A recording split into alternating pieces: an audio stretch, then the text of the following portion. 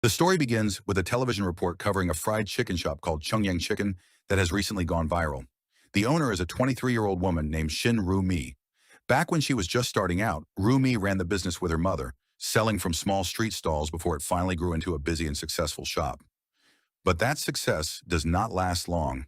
The entire shopping area where Ru-mi runs her business is suddenly purchased by a company called Tyson Construction.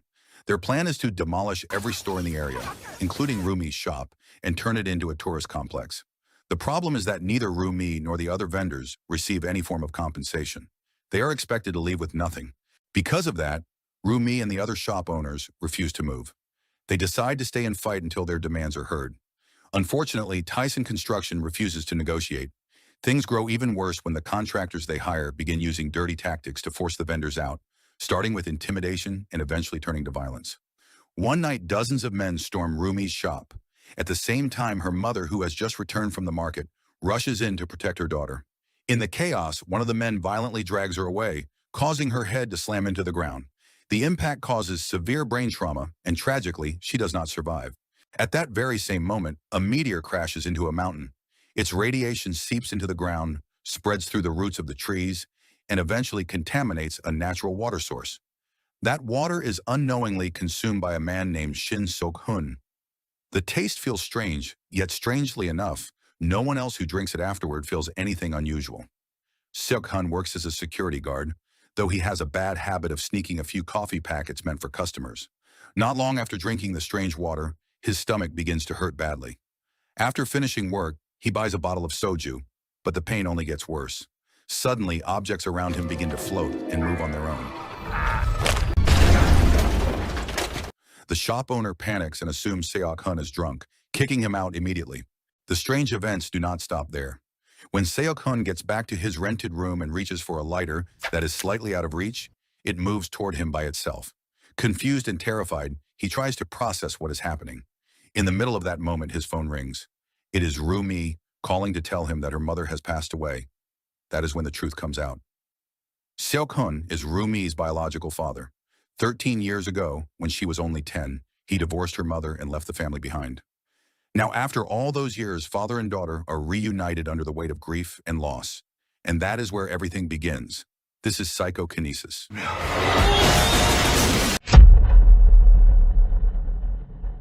Unexpectedly, the contractors arrive as well, led by their boss, Mr. Min. He tries to offer condolence money, but it is immediately rejected. Thankfully, a man named Kim Jong-hyun steps in and manages to calm the situation before it turns even worse. In the end, Mr. Min and his men are forced to leave. Jong-hyun turns out to be a lawyer who supports Ru-mi and the other vendors. When he realizes that Seok-hun is Ru-mi's father, he introduces himself and invites Seok-hun to visit Ru-mi's shop. Along the way, he explains what has really been happening behind the scenes. However, Seok-hun does not seem very interested in the bigger picture or the fate of the other vendors. The only thing that truly matters to him is his daughter's safety. At the same time, he cannot ignore how useless he feels as a father, especially when he remembers the disappointment on Rumi's face. Frustrated with himself, he throws away the cigarette in his hand. Suddenly, the pile of trash beside him is violently pushed aside. Shocked, Seok-hun returns to his small rental room and tests his ability again using a lighter. Just as before, it moves exactly the way he wants it to. Other objects around him begin to float as well. Realizing the power he now possesses, Seok-hun decides to put it to use. He signs up to perform at a well-known nightclub. After showing a glimpse of his abilities to the manager, he is immediately accepted, and his excitement quickly grows. The next day, Ru-mi and lawyer Jong-hyun meet with a prosecutor to discuss the autopsy results of her mother. The plan is to use those results as evidence to sue Tyson Construction. Unfortunately, the findings alone are not strong enough. They still need more proof to build a solid case. Later, back at the base camp, Ru-mi meets her father again. He asks to speak with her privately and confidently shows off his powers by making objects float around the shop. Instead of being impressed, Ru-mi becomes even more irritated. Seok-hun explains that all he wants is for Ru-mi to live with him and continue her studies. Deep down, he just wants to return to his role as a father. But Ru-mi, overwhelmed with emotion, brings up the day he abandoned her and her mother. She reminds him that he left because he was drowning in debt after his business failed. The result is painful. Ru-mi, the only family he has left, becomes deeply disappointed in him, even growing to resent him. Seok-hun can only lower his head in silence. Then suddenly he notices Mr. Min and his group moving toward a certain location. Sure enough, dozens of construction workers storm the base camp. Ru-mi and the other vendors quickly form a barricade, doing everything they can to stop them from advancing. But they are badly outnumbered and quickly overwhelmed.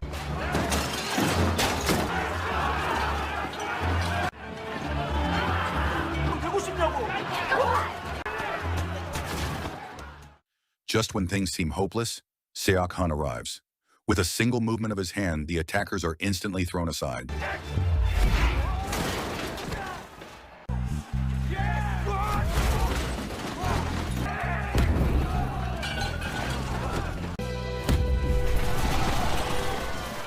At one point, one of the workers is turned into a public spectacle, becoming the center of everyone's attention. Unfortunately, the chaos is cut short when two police officers arrive at the scene. Everyone is then taken to the police station. Mr. Min immediately plays the victim, even though he and his men were clearly the ones responsible. Despite the existence of video evidence, it is still not clear enough to take action. And in the end, the police simply tell everyone to disperse. Even so, the vendors feel a sense of satisfaction. For the first time, they see those cruel men suffer the consequences of their actions.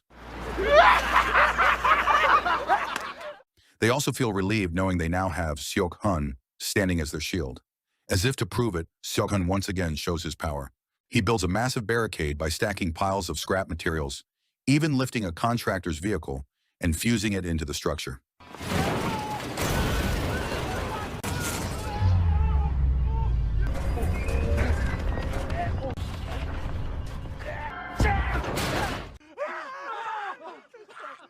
The sight is so shocking that 4 of the workers on duty resign on the spot.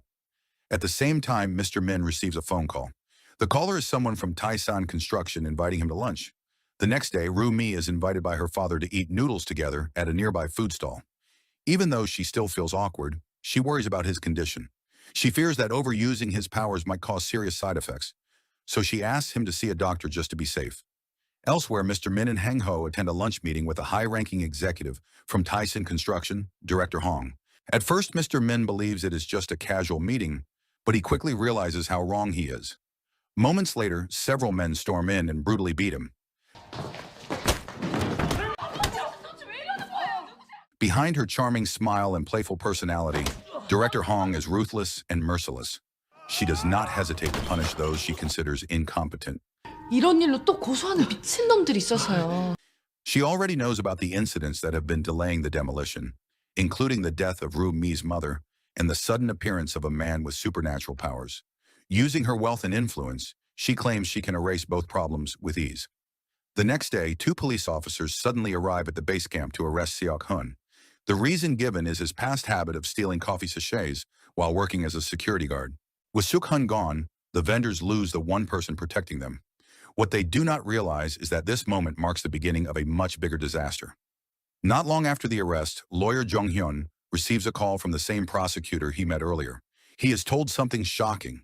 Someone has suddenly turned himself in, claiming to be responsible for the death of Ru-mi's mother. Jung-hyun is stunned when he learns the truth. While Mr. Min was meeting with Director Hong, she secretly paid someone to act as a scapegoat for the crime. With this, the case is reframed as a personal incident between the accused and the victim, cutting all ties to Taisan Construction. As a result, Ru-mi and the vendors lose their chance to file a lawsuit. At the same time, Seok-hun's arrest is also part of Director Hong's plan, likely carried out through corrupted officers she paid off. It does not stop there. Director Hong also orders Mr. Min to make his company appear bankrupt, then quickly set up a new office. The goal is to hand over the demolition work directly to the police. With all of Director Hong's plans in motion, Jung-hyun quickly calls Ru-mi to tell her the harsh truth. There is no longer any chance of winning. At the same time, a massive police force arrives at the site, bringing heavy machinery with them. Chaos erupts instantly. Ru-mi and the remaining vendors refuse to back down and begin fighting back by throwing Molotovs. But it is useless. The heavy equipment easily tears through the barricades they worked so hard to build, triggering massive explosions.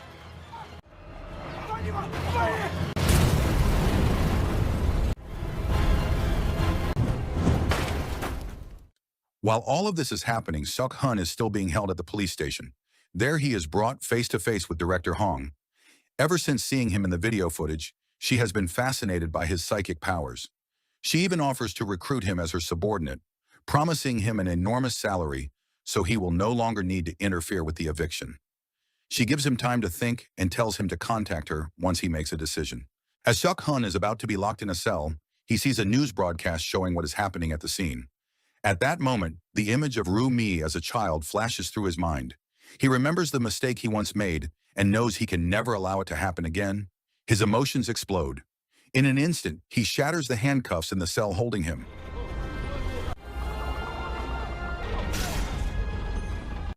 Before leaving, he gives Director Hong a final message by crushing her car into a twisted wreck.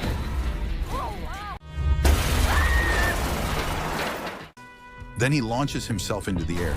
Even though he looks powerful, he still struggles to control his abilities, crashing into buildings as he flies.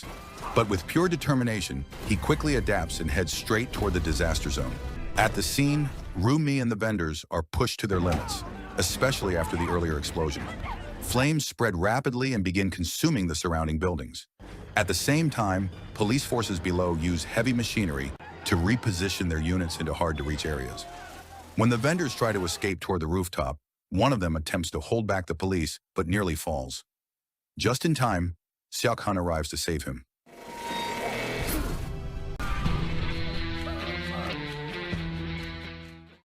Thick smoke fills the air, reducing visibility to almost nothing. Because of this, Seok-hun nearly crashes into a container and ends up bursting into one of the floors, where he comes face to face with the riot police.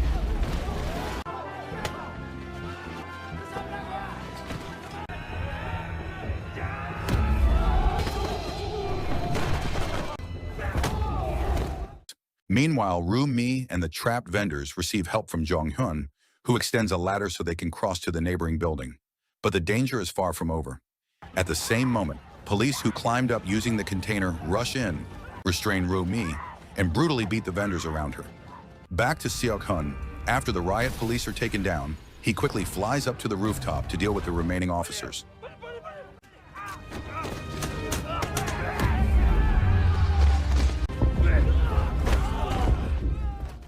At the same time, he moves the trapped vendors to the neighboring building to keep them safe.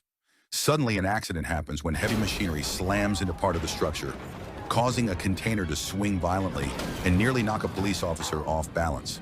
Even then, Ru-mi still chooses to help, and together with other officers, she tries to steady the situation. Seeing this, Seok-hun steps in and attempts to move the container to a safer position. But in that exact moment, he loses his footing and accidentally drops Ru-mi. Fortunately, he reacts fast enough to catch her midair, keeping her safe before securing her along with the other vendors.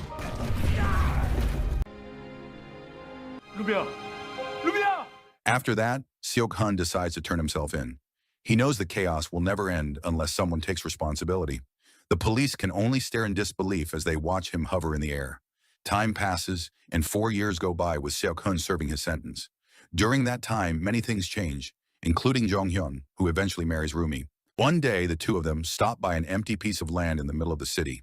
The place feels strangely familiar because it used to be the area where the vendors once stood before being forced out by Taesan Construction.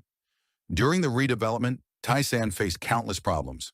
Now Ru-mi and the other vendors have moved to a new commercial area that is just as lively as before.